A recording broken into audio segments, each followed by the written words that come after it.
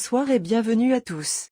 La tension monte en Côte d'Ivoire, et les rues de la capitale en sont le témoin. Des milliers de citoyens, de toutes les couches sociales, sont descendus pour exprimer leur opposition à une possible candidature d'Alassane Ouattara. Les pancartes sont brandies, les slogans scandés, et la foule avance, déterminée. Il ne s'agit pas d'un simple rassemblement, mais d'une véritable manifestation de force et d'une prise de position claire. Le peuple est en colère et réclame le respect de la Constitution, le respect de l'alternance démocratique. Pourquoi une telle mobilisation? La question du troisième, et potentiellement quatrième, mandat de l'actuel président est au cœur des débats et des frustrations. Les manifestants estiment que ce serait une violation des principes démocratiques. Mais est-ce que leur voix sera entendue par le pouvoir en place? Cette marche est un tournant décisif dans l'histoire politique du pays. Elle symbolise la volonté du peuple de faire entendre sa voix, de défendre la démocratie et de dessiner un avenir différent pour la Côte d'Ivoire. Regardez ces images percutantes, et découvrez l'ampleur de cette mobilisation. Et vous, quel est votre avis sur la situation? Le débat est ouvert. Partagez vos impressions en commentaire et n'oubliez pas de vous abonner pour suivre l'actualité politique africaine.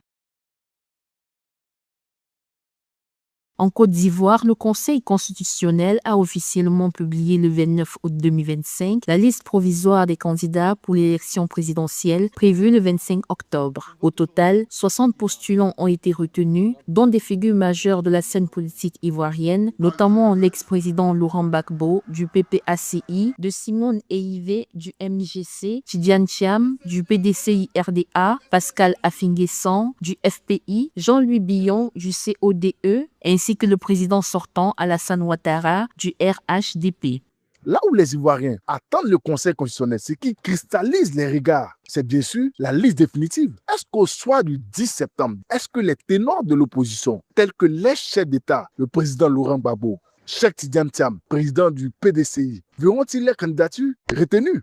Conformément à l'article 56 du Code électoral, une période de contestation est désormais ouverte. Les candidats ainsi que leurs partis ou groupements politiques les soutenant ont jusqu'au 1er septembre à 18 h pour déposer leurs réclamations auprès du secrétaire général du Conseil constitutionnel. Les recours devront être remis en 10 exemplaires originaux et inscrits dans le registre prévu à cet effet.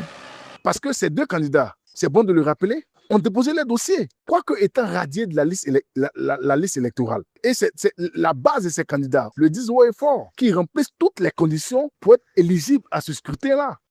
Sur les 60 candidats retenus, plus de 30 se présentent en tant qu'indépendants. On retient également la présence de plusieurs jeunes de moins de 40 ans, un signe d'un renouvellement générationnel qui pourrait influencer ce scrutin présidentiel.